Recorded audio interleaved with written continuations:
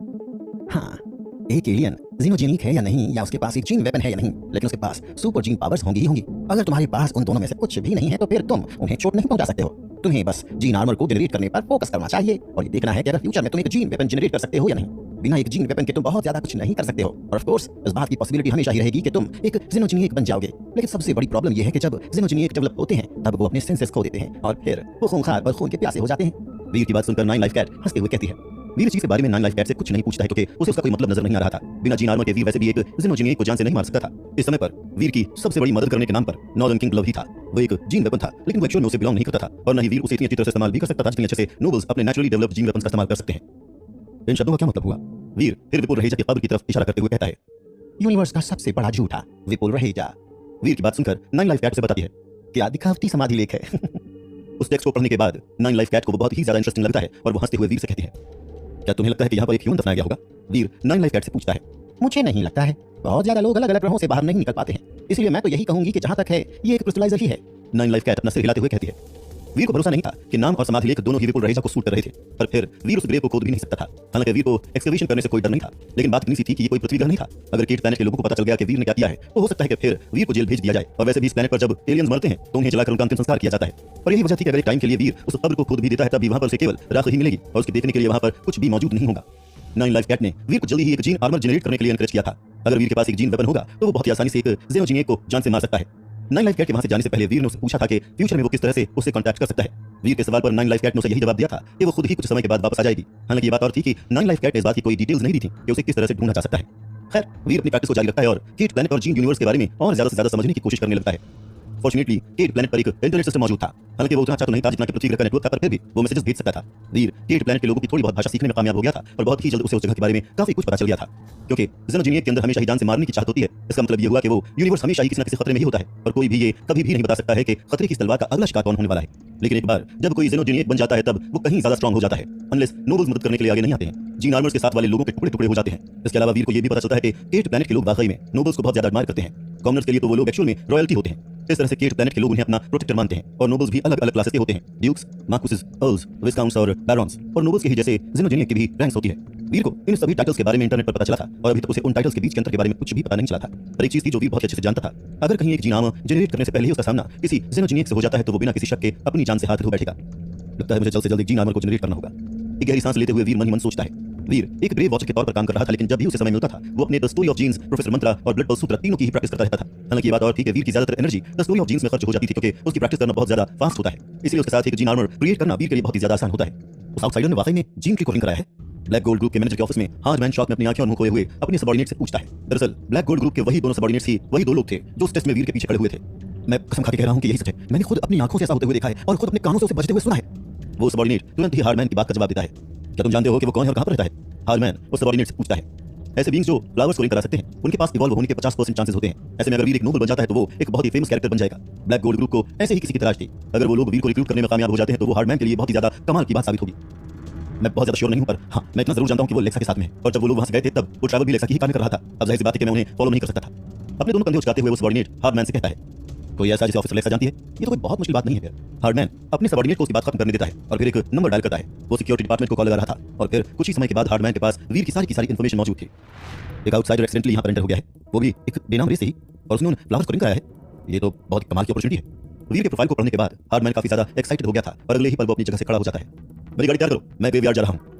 अपनी जगह से उठकर खड़े होकर हार्डमैन ऑर्डर देता है और उसके ऑर्डर देते ही उसके सबऑर्डिनेट्स उसका ऑर्डर पूरा करने में लग जाते हैं। इस तरफ वीर इस समय सिक्योरिटी रूम में था और केट प्लैनेट की लैंग्वेज को सीख रहा था। अपने इंटेलिजेंस लेवल के साथ वीर कुछ ही दिनों में केट प्लैनेट की भाषा बोलने लगा था। भले ही वीर अभी इसमें बहुत ज्यादा फ्लुएंट नहीं हुआ था, लेकिन कम से कम ओल्ड जेल को अब ये समझ में आने लगा था कि वीर क्या कहने की कोशिश कर रहा है। वीर को लगा था कि उसे केवल सिंपल कन्वर्सेशन के हिसाब से केट प्लैनेट की भाषा सीखने की जरूरत है, लेकिन अब वो इंटरनेट से और ज्यादा इंफॉर्मेशन सीखना चाहता था और यही वजह थी कि वीर को केट प्लैनेट की भाषा और भी ज्यादा सीखने की जरूरत थी। वीर, कोई तुम्हें बुला रहा है। वो कह रहा है कि वो ब्लैक गोल्ड ग्रुप का मैनेजर है और वो तुमसे मिलना चाहता है। अभी वीर इंटरनेट पर केट प्लैनेट की भाषा के बारे में और ज्यादा से ज्यादा सीख रहा था कि तभी वीर का कम्युनिकेटर बजता है और ओल्ड जेल वीर को ये इन्फॉर्मेशन देता है। ओल्ड जेल की बात सुनकर वीर फिर सीसीटीवी इमेजेस की तरफ देखता है और फिर वहां पर उसे एक ब्लैक कैट ईयर्ड आदमी ग्रेवयार्ड के बाहर खड़ा हुआ नजर आता है। वीर नोटिस करता है कि वो आदमी बहुत ही ज्यादा अच्छे से ड्रेस्ड अप है।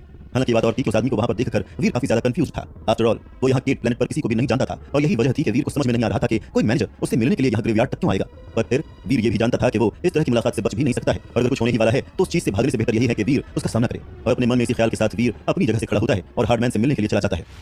आप ही हैं मिस्टर वीर रहेजा। आपको अपना साथी बनाना बहुत ही खुशी की बात है। मैं ब्लैक गोल्ड ग्रुप का मैनेजर हूँ। मेरा नाम हार्डमैन है और ये मेरा बिजनेस कार्ड है। अपने दोनों हाथों से वीर को अपना बिजनेस कार्ड देते हुए हार्डमैन काफी ज्यादा हम्बल टाइप का बंदा लग रहा था। वीर भी अपने चेहरे पर स्माइल के साथ हार्डमैन के बिजनेस कार्ड को एक्सेप्ट कर लेता है। वीर अब 8 प्लैनेट की लैंग्वेज की सिंपल चीजों को पढ़ सकता था और उसे पढ़ने के बाद वीर को रियलाइज होता है कि वो वाकई में ब्लैक गोल्ड ग्रुप का ही मैनेजर है। आप मुझसे मिलना चाहते थे? हार्डमैन से उसका बिजनेस कार्ड एक्सेप्ट करने के बाद वीर उसे देखते हुए उसे पूछता है। दरअसल मैं आपको ब्लैक गोल्ड ग्रुप ज्वाइन करने के लिए इनवाइट करना चाहता हूं। मैं चाहता हूं कि आप हमारी हंटिंग टीम का एक मेंबर बने। Black Gold Group Kate Planet की एक पावरफुल एंटिटी है और अगर आप हमारी हंटिंग टीम के मेंबर बनते हैं तो उसके बदले में हम आपको बहुत से पैसे देंगे। वीर की बात सुनकर हार्डमैन तुरंत ही उसे जवाब देता है। हार्डमैन की बात सुनकर वीर को समझते देर नहीं लगती है कि वो आदमी क्या कहने की कोशिश कर रहा है, लेकिन सच तो ये था कि वीर के पास अभी तक इस प्लैनेट के फैक्शंस को इन्वेस्टिगेट करने का समय नहीं मिला था और यही वजह थी कि अभी तक वो ये नहीं जानता था कि ब्लैक गोल्ड ग्रुप कौन है और वो क्या काम करता है। वीर भले ही ब्लैक गोल्ड ग्रुप को नहीं जानता था, लेकिन वो ये जरूर जानता था कि इस यूनिवर्स में ज्यादातर कंपनीज के पास अपने खुद के हंटिंग ग्रुप्स होते हैं। ज्यादातर ग्रुप्स को तो केवल ज़ेनोजिनिया को हंट करने का ही काम सौंपा जाता था। हालांकि बात और थी कि उन ग्रुप्स में हमेशा नोबल्स शामिल नहीं होते थे और ज्यादातर ग्रुप्स पूरी तरह से कॉमन वॉरियर्स से ही बने हुए रहते हैं। उन्हें अक्सर ही मोहरे कहकर बुलाया जाता था। हार्डमैन वीर के कोऑपरेशन को खरीदने के लिए बहुत से पैसों को खर्च करना चाहता था और वीर को अपने कोर मेंबर के तौर पर रखना चाहता था। पर वीर के पास अभी तक न तो जीन आर्मर था और न ही जीन वेपन, और उसके बावजूद हार्डमैन ऑलरेडी वीर के साथ कॉन्ट्रैक्ट करके उसे पैसे और रिसोर्सेज प्रोवाइड करना चाहता था ताकि वीर को लेवल अप होने में मदद मिल सके। इस तरह से जब वीर एक्चुअल में एक जीन आर्मर या जीन वेपन जनरेट करने में कामयाब हो जाएगा, तब वो लोग वीर के साथ एक और कॉन्ट्रैक्ट साइन कर लेंगे जो वीर को हंटिंग टीम का एक प्रॉपर मेंबर बना देगा। ऐसा लग रहा था जैसे कि टीम वीर को प्री ऑर्डर करना चाह रही थी इससे पहले कि वीर की पॉपुलैरिटी और उसके अचीवमेंट्स मार्केट तक पहुंचे। वो लोग वीर के फ्यूचर पर अपना दांव लगाकर बहुत दूर की प्लान कर रहे थे और अगर वीर एक जीन वेपन को जनरेट करने में कामयाब हो जाता है तो हार्डमैन से और भी ज्यादा पैसे देने को तैयार था। और अगर बाई चांस वीर एक जीन वेपन नहीं जनरेट कर पाता है तो उस केस में वीर के साथ कॉन्ट्रैक्ट साइन करना पूरी तरह से बेकार होगा। हालांकि बात और थी कि वीर भी बाउंड होगा और उसे उतने ज्यादा पैसे नहीं मिलेंगे।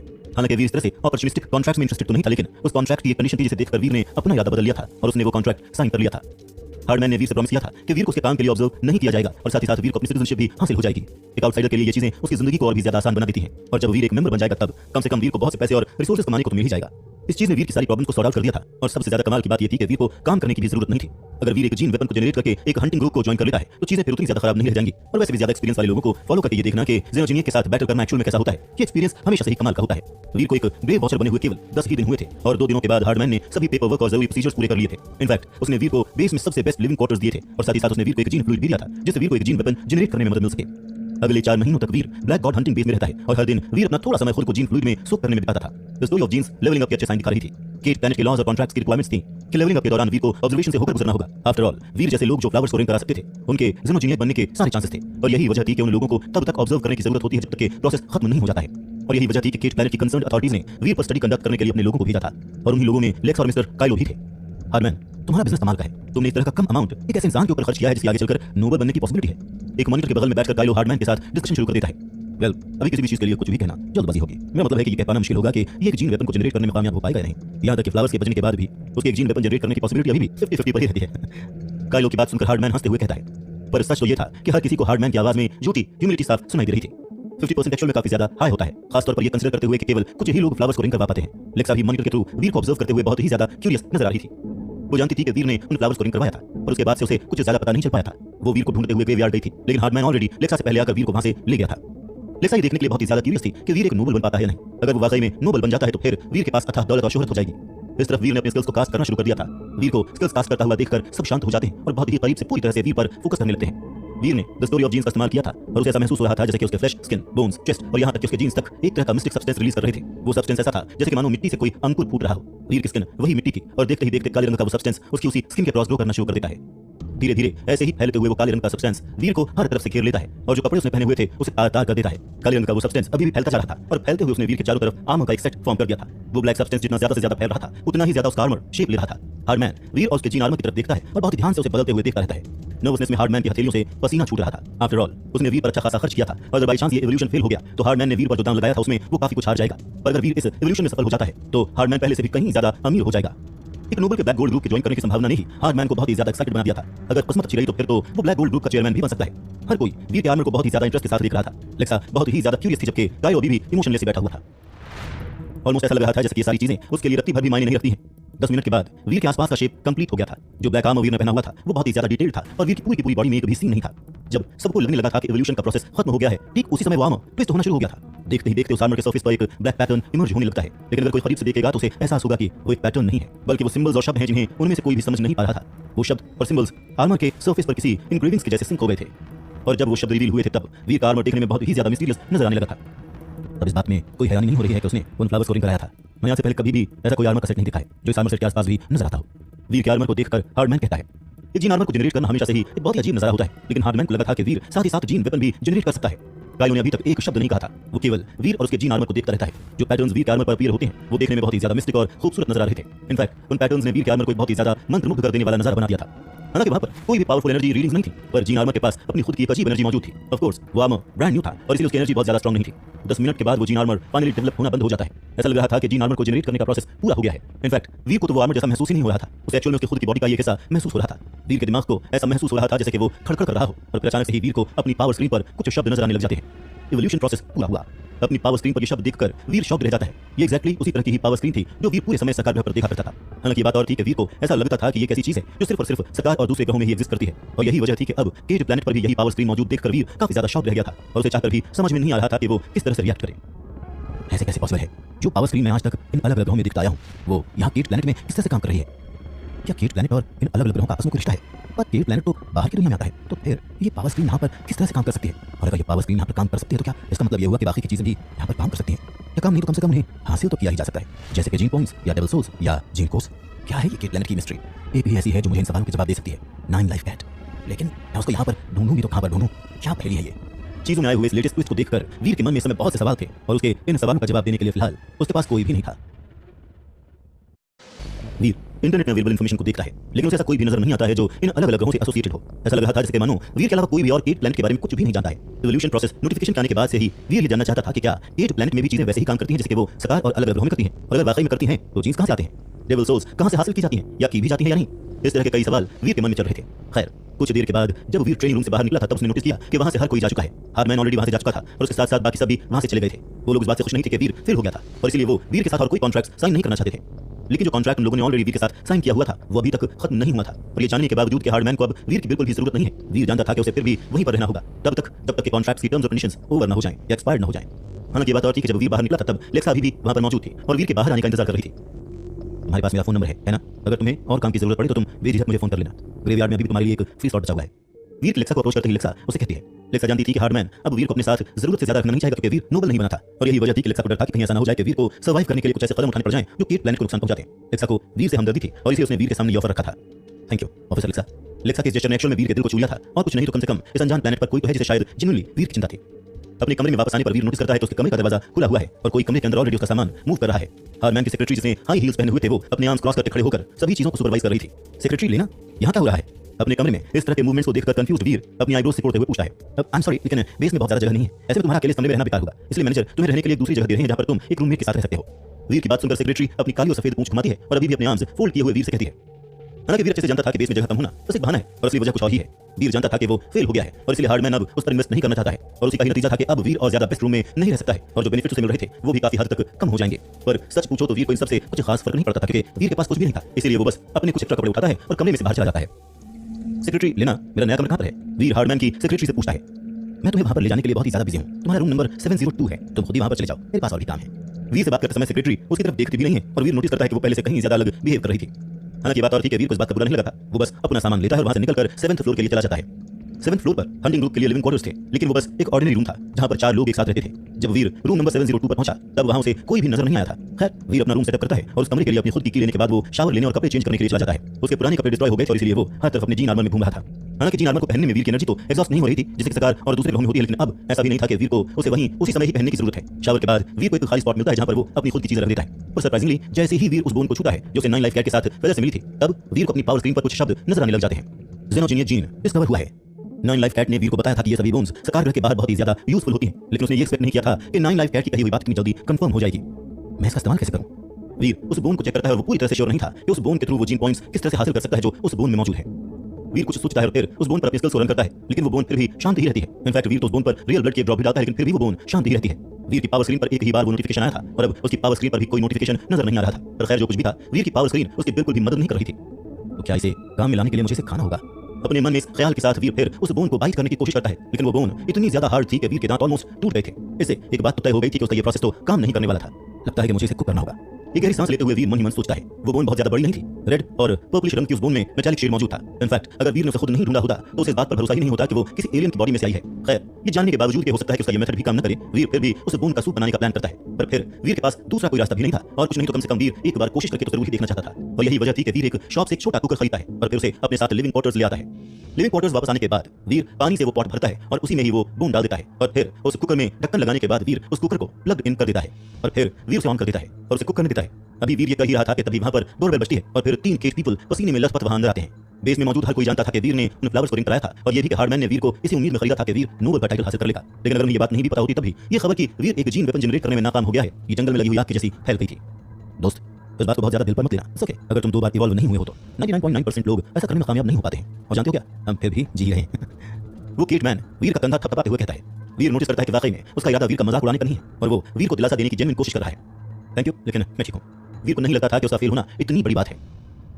जब दूसरे फेल होते हैं तो वो फेल हो जाते हैं, पर वीर के पास अभी भी उसका प्रोफेसर मंत्रा और ब्लड पल्स सुपरा है काम करने के लिए, और इसलिए वीर के पास अभी भी 2 और मौके बाकी हैं। और अगर वीर पूरी तरह से फेल हो भी जाता है तब भी वीर के लिए ये कोई बड़ी बात नहीं थी, क्योंकि वीर को लगता था कि वो इवॉल्व करने के लिए हमेशा ही जेनोजेनिक जीन्स का इस्तेमाल कर सकता है, और इसलिए वीर के पास इवॉल्व करने के लिए एक से ज्यादा तरीके मौजूद हैं। यू आर वेलकम, लेकिन तुम्हें थैंक यू कहने की कोई जरूरत नहीं है। अगर किसी दिन तुम खतरे में पड़ते हो और लोग तुम्हारी मदद के लिए आते हैं तो फिर सिर्फ तुम्हारी थैंक्स कहने से काम नहीं चलेगा।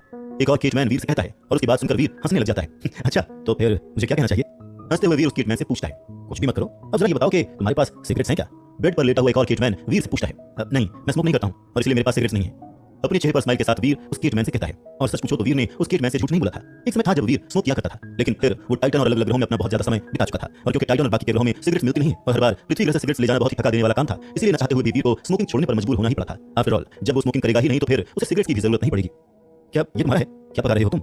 आखिरी वाले केस की नजर फिर वीर के कुकर की तरफ जाती है और वो वीर से पूछे बिना रह नहीं पाता है। हालांकि बात और थी कि उस केटमैन की बात सुनकर वीर कुछ पलों के लिए खामोश हो जाता है और उसे समझ में नहीं आता है कि वो उस केटमैन के सवाल का क्या जवाब दे।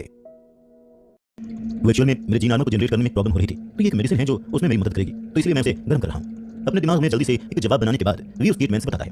वीर की बात सुनकर वो केटमैन अपनी गर्दन हिलाता है और फिर वो उस कुकर में बहुत ज्यादा इंटरेस्टेड नजर नहीं आ रहा था। वो तीनों के तीनों केटमैन थोड़ा आराम करते हैं और फिर शावर लेने के लिए चले जाते हैं और वीर बस उन लोगों को जाते हुए देखता रहता है। केटमैन के लोगों के साथ घुलना मिलना बहुत ज्यादा मुश्किल नहीं था, और जैसी वीर की ऑब्जर्वेशन स्किल्स थी उस हिसाब से वो ये बता सकता था कि उन लोगों की फिटनेस लेवल ह्यूमन से ज्यादा है। पर फिर वही उनकी इकलौती मेजर एडवांटेज भी नजर आ रही थी, उनकी फिटनेस। बात जब रिसर्च और डेवलपमेंट की आती है तब वो लोग उतने इंटेलिजेंट नहीं थे और ह्यूमंस के मुकाबले उस एरिया में काफी पीछे थे, क्योंकि वीर ने अभी तक नोबल्स को लड़ते हुए नहीं देखा था, इसलिए उसे लगता था कि शायद वो यहाँ केटमैन के ऑर्डिनरी सिटीजंस के मुकाबले कहीं ज्यादा स्ट्रांग होंगे। वीर फिर उसे लिविंग क्वार्टर में ही रहने लगता है। उसके तीनों रूममेट्स के नाम काफी ज्यादा अजीब थे और इसलिए वीर उन्हें बस स्पोक, स्कर्क और खरनाक कहकर बुलाता था।